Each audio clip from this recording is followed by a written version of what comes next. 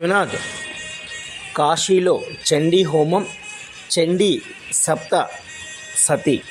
మార్కండేయ పురాణంలో అమ్మవారి మహత్యమును వర్ణిస్తూ 700 శ్లోకాలను ఒక చోట చేర్చడం జరిగింది.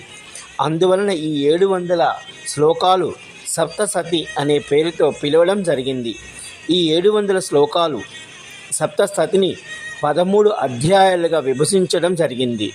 ఈ 13 అధ్యాయాలను మరల 3 భాగాలుగా విభజించడం జరిగింది. మొదటి చరిత్ర, మధ్యమ చరిత్ర, ఉత్తమ చరిత్ర అని. మొదటి చరిత్ర అనగా మొదటి అధ్యాయము అనగా అమ్మవారు మధు, కైటవ అనే రాక్షసులతో యుద్ధం చేయడం, ఆ రాక్షసుల్ని వధించడం, అమ్మవారి యొక్క విశేషాలను, అమ్మవారి యొక్క పరివారమును తెలపడం ఈ యొక్క అధ్యాయంలో చెప్పబడి ఉంది.